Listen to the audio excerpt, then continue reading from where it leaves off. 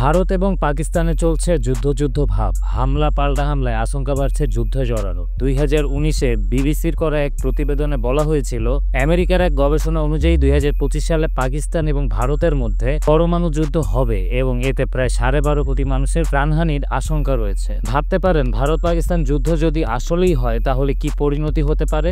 বাংলাদেশেও এর প্রভাব পড়বে ভয়াবহ। আমরা আশা করছি কোনো যুদ্ধ না হোক, সব দেশে শান্তি নেমে আসে। তবে আজকে একটি মজার বিষয় নিয়ে রিভিউ দিতে বা আলোচনা করতে এসেছি। আপনারা জানেন, ইতিমধ্যে ভারত পাকিস্তান ইস্যুতে দুটো মিলিটারি অপারেশনের নাম সামনে এসেছে। একটি অপারেশন সিন্দুর আর একটি অপারেশন সুহাগরাত, এবং এগুলো নিয়ে সোশ্যাল মিডিয়ায় চলছে আলোচনা, সমালোচনা, হাসি ঠাট্টা, মিম বানানো, প্রেডিকশন ইত্যাদি। অনেকে বলছেন, বলিউডে যদি অপারেশন সিন্দুর নিয়ে সিনেমা তৈরি হয় তাহলে কে অভিনয় করতে পারেন। অনেকে দিচ্ছেন সম্ভাব্য গল্প। এরই মধ্যে রিলায়েন্স এন্টারটেইনমেন্ট ছাড়াও প্রায় 30টির বেশি প্রযোজনা সংস্থা এই সিনেমা প্রডিউস করার জন্য চুক্তিপত্র আদান প্রদান করছে। আজকে আমিও আমার সম্ভাব্য একটা প্রেডিকশন দিতে এসেছি। যদি ভিডিওটি ভালো লেগে থাকে তাহলে আমার চ্যানেলটি সাবস্ক্রাইব করবেন এবং ফেসবুক পেজটি লাইক দেবেন আশা করছি।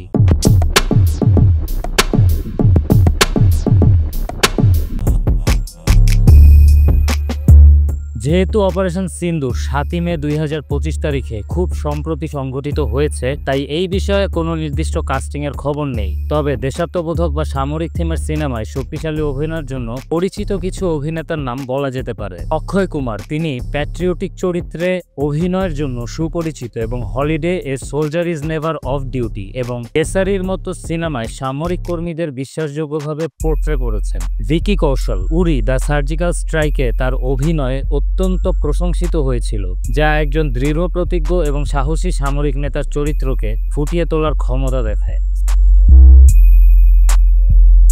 সিদ্ধার্থ মালহোত্রা, শেরশাতে ক্যাপ্টেন বিক্রম বাত্রার চরিত্রে অভিনয় পর তিনি যুদ্ধভিত্তিক চলচ্চিত্রে একটি বিশিষ্ট মুখ হয়ে উঠেছেন।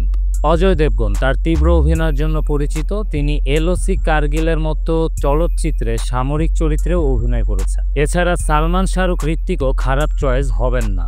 সহায়ক ভূমিকায় যেমন গোয়েন্দা কর্মকর্তা, স্পেশাল ফোর্সের সদস্য বা অন্যান্য গুরুত্বপূর্ণ ব্যক্তিত্বের চরিত্রে যারা থাকতে পারেন।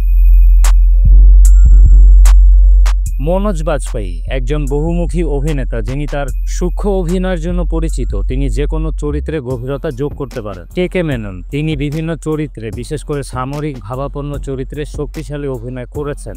পারেশ রাওয়াল, যদিও তিনি কৌতুকপূর্ণ ভূমিকার জন্য পরিচিত, তবে তিনি শক্তিশালী সিরিয়াস অভিনয় করতে পারেন, যে ভূমিকাগুলি মানবিক মূল্যবোধ বা আবেগপূর্ণ দিকগুলি তুলে ধরতে পারে। বিদ্যা বালান, শক্তিশালী নারী চরিত্রে অভিনয়ের জন্য পরিচিত, তিনি ঘটনার সাথে সম্পর্কিত একটি গুরুত্বপূর্ণ ভূমিকা পালন করতে পারেন। প্রিয়াঙ্কা চোপড়া জোনাস, তার বিশ্বব্যাপী পরিচিতি এবং অভিনয় দক্ষতা দিয়ে তিনি গল্পের একটি আকর্ষণীয় মাত্রা যোগ করতে পারেন। ইয়ামি গৌতম, তিনিও হতে পারেন ভালো একজন কাস্ট। তিনি উরি এবং আর্টিকেল 370 এর মতো সিনেমায় এজেন্টের ভূমিকায় অভিনয় করেছেন। রানী কাপুরও খুব একটা খারাপ চয়েস হবেন না।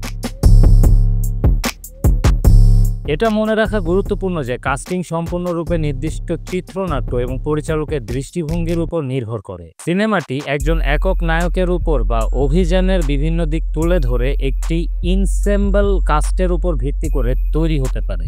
সাম্প্রতিক ঘটনা এবং এর সাথে জড়িত শক্তিশালী জাতীয় আবেগ বিবেচনা করে অপারেশন সিন্দুর নিয়ে একটি সিনেমা একটি প্যাট্রিয়টিক থ্রিলার হবে, যা কৌশলগত পরিকল্পনা, অভিযানের বাস্তবায়ন এবং ভারতীয় সশস্ত্র বাহিনীর সাহসিকতা উপর আলোকপাত করবে। আপনারা আপনাদের সুচিন্তিত এবং মজার মতামত কমেন্টে জানান। আপনারাও কমেন্টে জানিয়ে দিন আপনাদের প্রেডিকশন। ধৈর্য নিয়ে এতক্ষণ আমাদের ভিডিওটি দেখার জন্য ধন্যবাদ।